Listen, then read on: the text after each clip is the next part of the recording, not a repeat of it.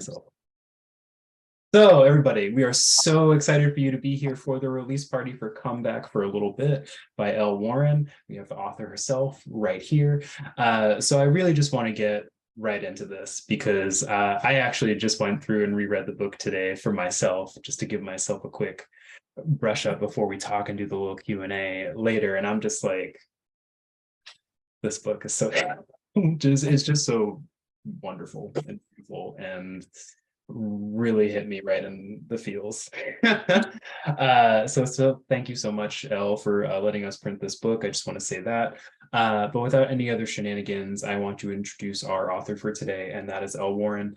Elle Warren is a poet writer from Michigan living in the South. She has a BA in English and creative writing. She loves making poetry accessible by hosting a weekly open mic, occasional online classes, writers' retreats, and her Patreon.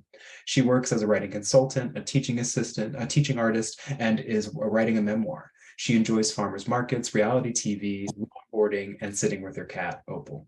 If you like her work and want to support the further creation of it, check out her website, www.lwarrenwrites.com, for ways to do so. And without further ado, everybody, please give a warm welcome for Elle Warren. Hi, everybody. Thank you all so much for coming. I'm doing this on my phone, so I can only see myself right now, so that's kind of weird. Oh, there we go. Okay, now I can see people. Yeah, thank you so much for that introduction, MJ. Thank you so much for publishing this. It feels so good for it to be out in the world. The first poem that I'm going to read is called I Sit in My Childhood Bedroom Forever. And that was actually the original title for this manuscript. I'm so sorry, someone is blasting music outside. Awesome timing. But that was actually the original title for this manuscript. And I sort of instead turned it into a series that carries on throughout the book. So this is part 1. I had a dream about the future and decided to opt out.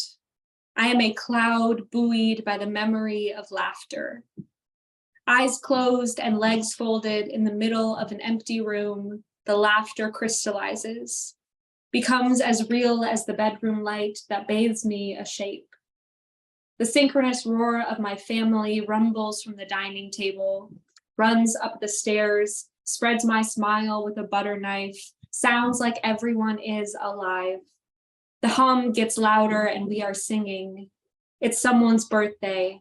A banner on the front door shouts happy birthday in sherbet colors. Streamers wave happy in entryways. Mom sprinkles happy birthday confetti across a happy birthday tablecloth, says happy birthday, babe. Everyone sits around the table in the warm room. The marigold walls turn our cheeks to petals. It's snowing now, it's Christmas. Cheesy potatoes pool on snowmen china. City chicken marinade dribbles down our faces. There's a white tree, green tree, pink tree, one in every room of the house. Hundreds of little lights glimmering hello. Someone asks again to hear the story of how my parents met. A waft of 7-layer salad drifts from the kitchen. I open my eyes, my thighs sweaty against the hardwood floor. I think someone is creaking up the stairs, but it's a tree branch scratching the window. The window turns into a screen, plays the reels of a reality outside this bedroom. My nephews laughing hysterically, Rachel loving me speaking about nothing, wasting time, not thinking about time. I think one of my favorite experiences of writing this collection is that when I started writing it, which I think that poem I just read was the first one I worked on for this book. And when I started writing it, it was out of this sort of desire to indeed stay in my childhood bedroom and not have to face everything that happened after that. And by the time I was done writing it, I I didn't want to do that anymore. I didn't want to opt out of time. This next one is called Craft, and I wrote it when I was living in a bedroom that didn't have any windows. And I also was not in the best place mentally and emotionally. So it was sort of born out of literal and metaphorical ideas. It's called Craft. If I couldn't see the sun, I would cut it out from construction paper, tape it to my wall, Sharpie my name in thick cursive, fasten the scraps around my ring finger, marry us to one another. I'd do it the next day and the next, keep scissors on the nightstand until one morning I wake to hundreds of thin circles like shimmering citrus above my eyelids. Sweet sequence asking to be followed, and the room becomes so crowded and bright. I have no choice but to say yes.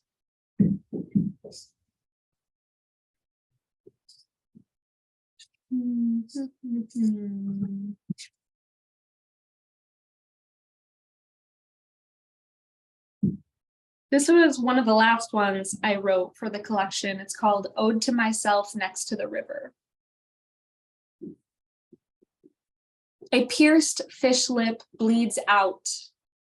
A smooth stone skids across the surface and gets lost in the waterlogged horizon. There's a rift between two currents of the same body. In the distance, a wren and a warbler make love or fight. Hard to tell. The fish and the water and the wren and the warbler are all near extinction. I am worn and waiting to be held under.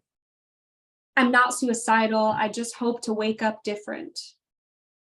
Warrant me this question. How do you not fall in the river when the sparkle is so alluring? What do you do when the chaos swims in your chest, when devastation swallows the whole world and spits you out, alone and teetering? When you are the danger, the static, the whole ecosystem, how do you make peace? How do you decide who to love and when to fight? When I wrote that one, I was thinking about how grief felt to me often like this sort of raging river that I was always straddling the line of and like trying not to fall in.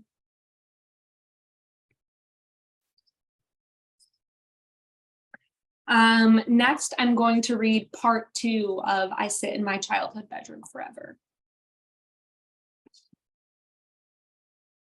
I attach 2 hollow iridescent soup cans to either end of a long string of twine. Toss it to the next door neighbor's window. 3 young girls live there now. They giggle all day. They tell me they lie in the grass between our houses, string together dandelions and cut shapes from the clouds. Elephants, flowers, teacups, silhouettes of people they miss. They tell me you can make something out of anything, out of nothing even. Tomorrow, they say, you should come.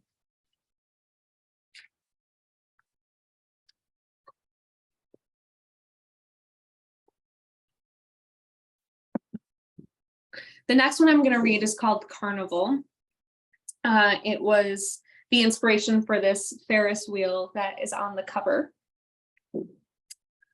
The Carnival. Grief is a carnival, and we are the only attendees. I drag my mother from one end of the grounds to the other all day. I say one more spin, one more ride. I keep winding up in the house of mirrors, run into myself on every side. It's one thing to drag around the ghost and another thing to carry the ghost on my face. I want to get to the Ferris wheel. I want to see what all this looks like from the top. But more than that, I want to hold my mother's hand.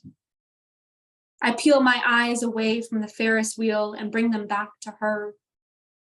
She watches me, solemn. I grab her hand, pull us toward the spinning teacups, and she pulls away. I say, come on.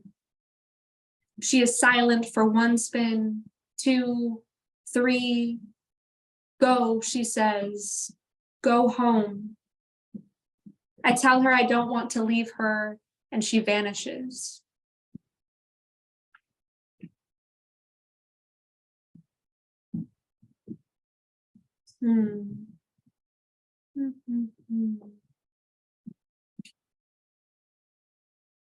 This next one,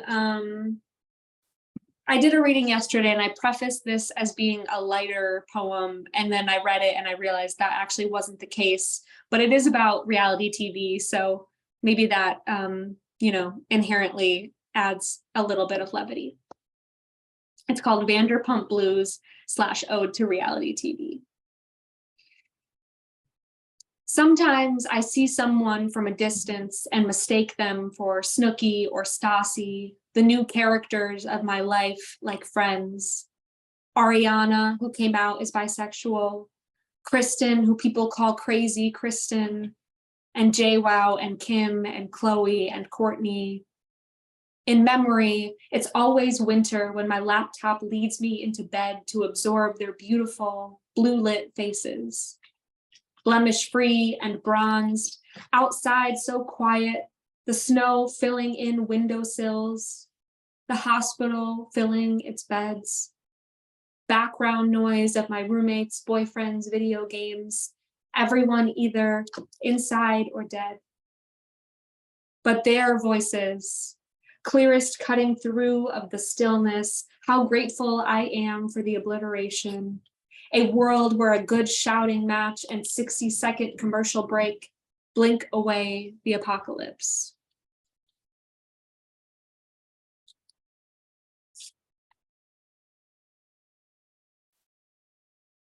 The next poem I'm going to read is called Ode to the Beach Drive for Lake Michigan. For my Michiganders in here, I know there's a few of you. Where we go for the antidote, to pierce a hook through every emotion and cast them out to the horizon. I fall in love with the galaxy of sequence the sun makes of you. I see a wave and think, jump. Picture the popsicle smiles of childhood friends I haven't seen in a decade. Oh, lake, I bring to you my heartache. Turn up the music. I bring to you a small bag of ashes, turn up the music.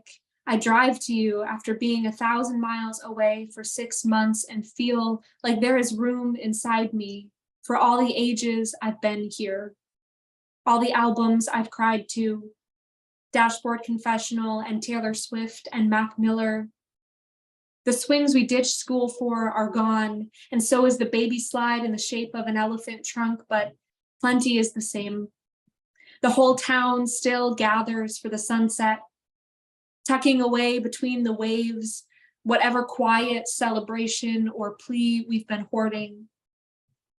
And even during storms, when the tide yawns open and swallows the lighthouse, people walk the fenceless pier to practice, walking through the wave and coming back.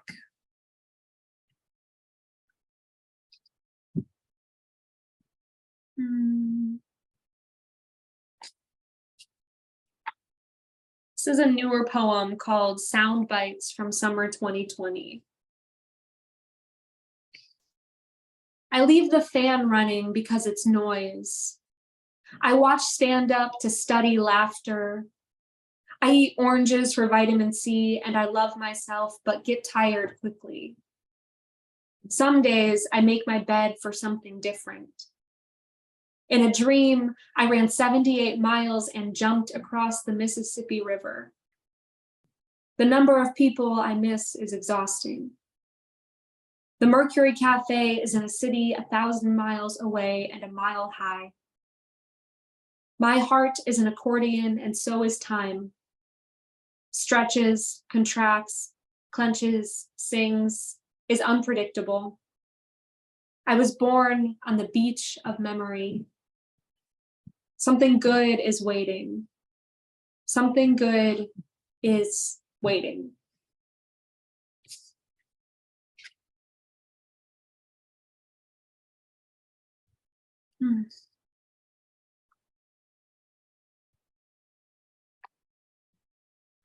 This one is called What I'll Say in 5 Years. And I also wrote this one, I believe in the summer of 2020. And, you know, I was about 2 years out from losing my mom, and the pandemic had started a few months before. And I just felt really, really anxious all the time. And I was just holding tight to this idea that, you know, someday I would be able to have perspective and actually have the hope that I so wanted to have.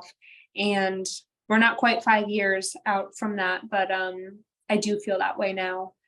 So this is called What I'll Say in 5 Years. It was the summer I waded through a pool of Lyme disease and skin hives and cancerous moles, swallowed whole scoops of ice cream on accident, and dreamed appendicitis. The chest pain, the splinter of memory, was a log cabin I hammered together in the center of the woods. Didn't give an address. How embarrassing to find me here again.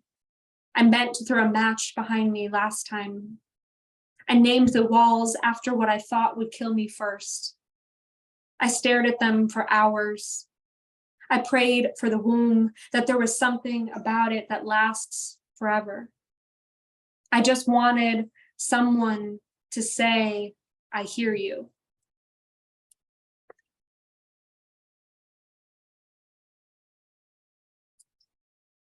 I haven't read this one out loud yet, so I'm going to give it a go. It's called I Am Two Rooms at Either End of a Hallway. I whisper from one to the other. It's about feeling disconnected from yourself. Danielle, there is so much you don't know yet. I promise. There is no such thing as a fixed universe. So many people love you. Oh, sorry, something just fell upstairs. I'm going to start over. I am two rooms at either end of a hallway. I whisper from one to the other. Danielle, there is so much you don't know yet, I promise. There is no such thing as a fixed universe. So many people love you love you, and you'll only get better at it. You don't even know what chaos theory is yet. What can I say that you'll believe? There's a butterfly on the tip of your tongue.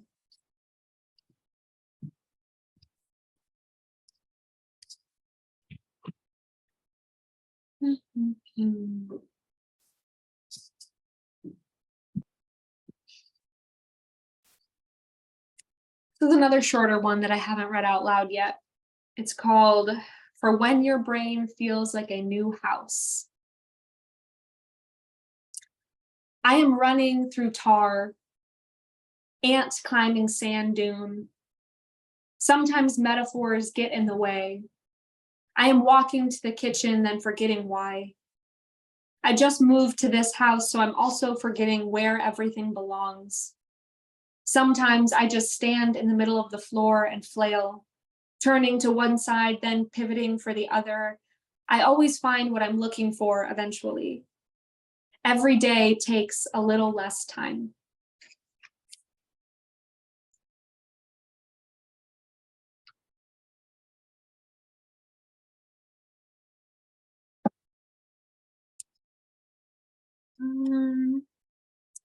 This one is called The Sun Was Real. I stood in a damp cemetery after rain and watched the burial of the sun. I wrote the sun's obituary. I sat in the sun's closet because it still smelled like her.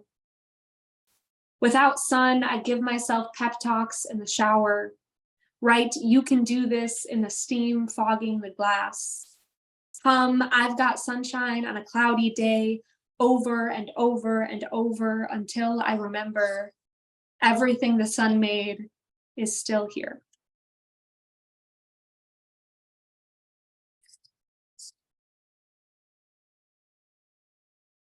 This is I Sit in My Childhood Bedroom Forever, Part 3. Each morning, the birds outside my window chirp one piece from the score of the life I could be living if I walked down the stairs, out the front door, and let it lock behind me. I'm not sure how they know or if it's true, but I wake up early, fingers shaking over my Casio keyboard's minor keys, ready to accompany their melody. My eyes ravenous and feral. I sit and stare at the open air. Don't want to miss their feathered bodies bloated with new song. I unscrew the window screen with my fingernail, leave it open through winter, build them a nest out of a dresser drawer, hoping they'll come in, stay a while, and tell me everything.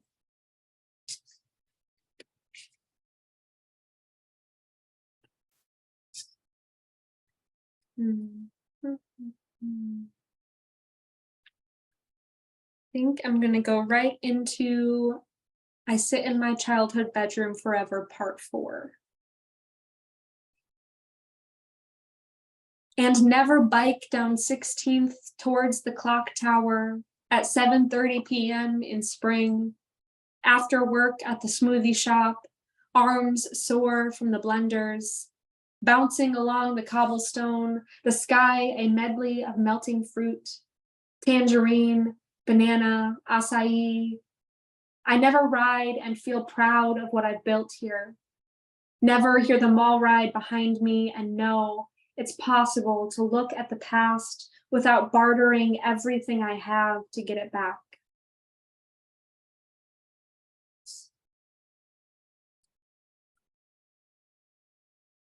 And then this is the title poem of the book called Come Back for a Little Bit. Come back for a little bit and I'll brew tea how you like. Steeped 3 minutes tops. I'll ask you every question I've ever wondered so I never have to wonder again. Think of you in sweet epitaphs, always yellow, how nice and endless August. Come back for a little bit and I'll give you my best pillow for sleeping.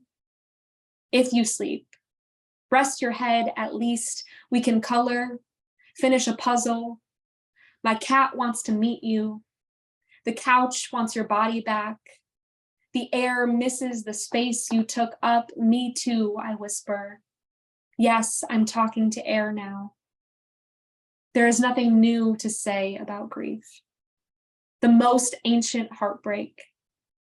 An insatiable love lives just before the cusp of spring, before the satisfaction of the first sunny day, where the pleas of millions of people across time sing what is left to carry.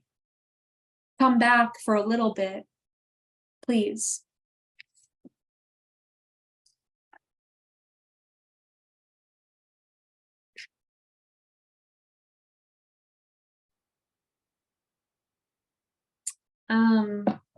The finale of the book is the last part of the Childhood Bedroom series, and I always debate whether or not I want to read it or let people read it themselves, but I think I want to read it today. So this is I Sit in My Childhood Bedroom Forever, Part 5. I stand, float into the hallway, my bare feet indent the carpet. I walk down the stairs and try to decide whether the silence is a joke or not. I get to the bottom and turn around once toward the warm room. Make sure my mother's not there. If she was, ghost or not, I'd sit down, make her talk to me forever. but there's no furniture or lights or people, no singing or laughter, not even a ghost. I reach for the knob on the front door and my mouth waters.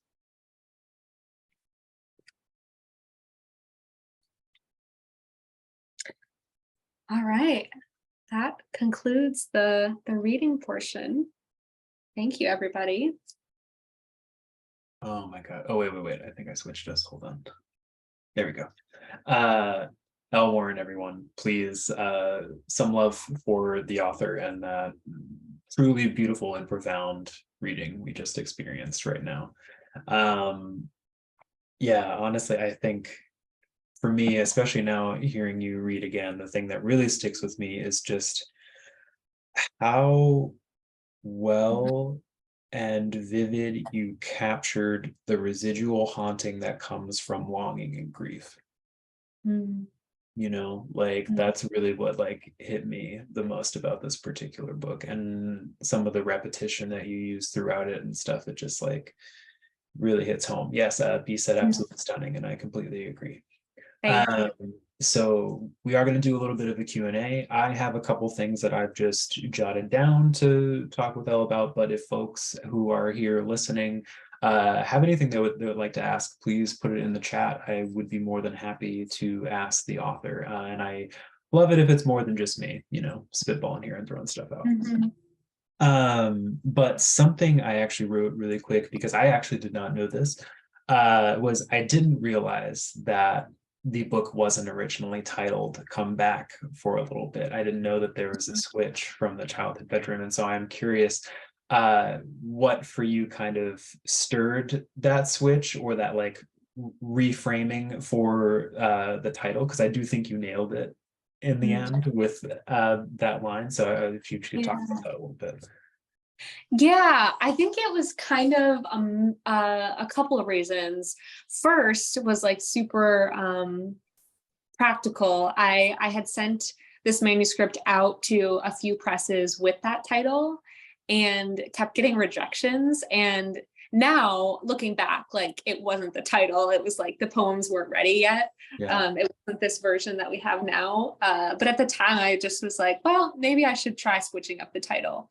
But also, as I sort of finalized it and kept editing, I realized that this title was a little bit more true to the arc, because it sort of, it didn't just confine the speaker and the book to the bedroom. It sort of was a phrase that could live within the haunting and within the bedroom and also out in the world living a real life. Yeah, no, absolutely. And I love how in the end too, you still got to use the childhood bedroom as sort of like these pillars for the arc throughout the book, right? To help like through. I think it's very beautiful. And in the chat from LBD, we got a question. Just would love to hear more about your inspiration for titles. I struggle with those for my own poems. So how do you feel about poem titles and how do you get your inspiration for that? Thank you. Would you say how do I feel about long titles or just title, like where do you get your inspiration? Like how do you come up with good titles, you know? Like but how do you know you've landed on the right thing?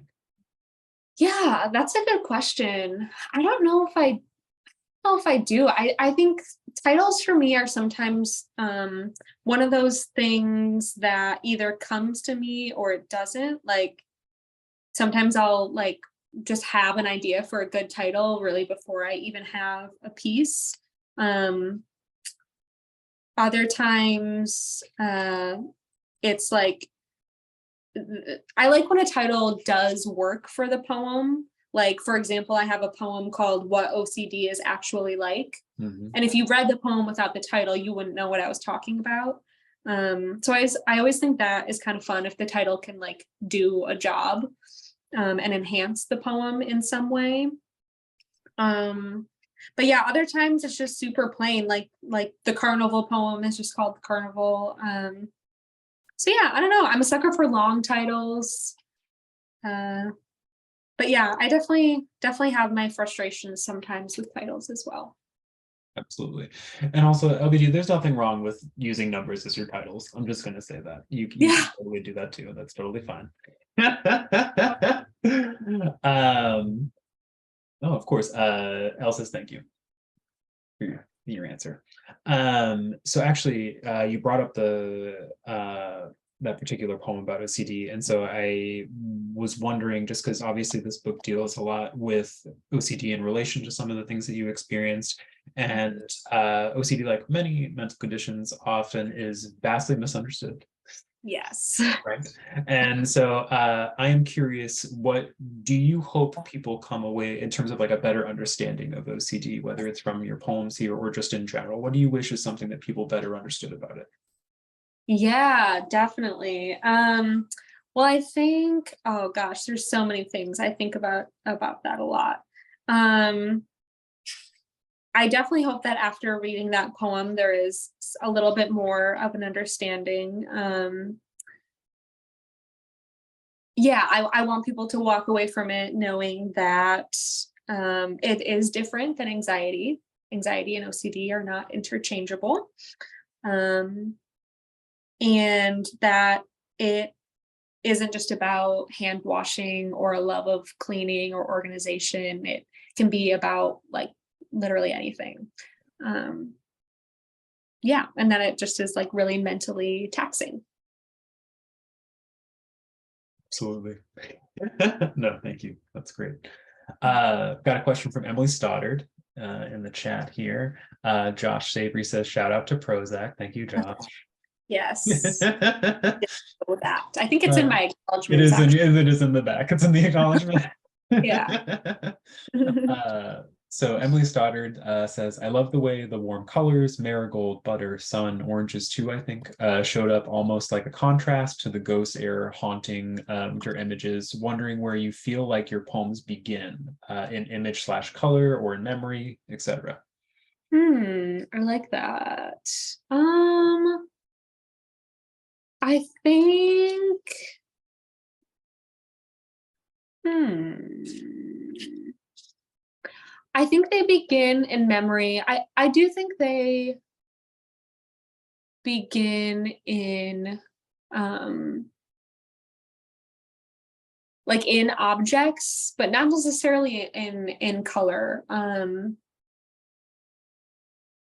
Yeah, I definitely think there will be like a couple images that really stand out to me and like how certain objects or places made me feel. Right. And then color, like more concrete images will come to me later. Usually I have to write out a draft that I don't know, I feel like oftentimes my first drafts are not super image filled because I'm just like getting all the feelings out and what I want the mood of the piece to be. And then when I edit, I add in all the colors and images and things that allow the piece to be more immersive and convey what I'm actually seeing in my head. Because I do see poems very like cinematically, like I see them as like a movie in my head. Sure. And then sometimes it'll take me a long time to like convey that movie in a way that is as beautiful as a movie would be. Love that answer. And thank you for that question, Emily. That was a great question. Yeah, thank you. And actually, kind of going off of that with a bit about dialogue lines and things of that nature. So I was a bit curious because obviously the title is a line that frequently comes into play throughout some of the poems in the book. This little bit of comeback for a little bit, and I'm just wondering.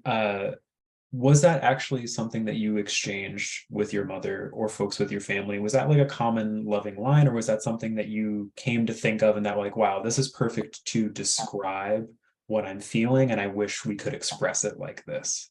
And then wrote it. Do you know what I mean? Do you know what I'm? Yeah, Yeah, yeah, because it feels so yeah, natural. Like in the some of the poems where like you're having your mother say it or something like that. I'm like, wow, this feels like such a beautiful like bonding thing. You know what I yeah, mean? yeah, totally. Yeah, so no, I didn't um it wasn't a real experience of exchanging those words with another person. Although I think it was like 6 months ago or something, my nephew said that when we were talking about my mom, his Nana, and he just like said it spontaneously, and I was like, oh wow, that's perfect.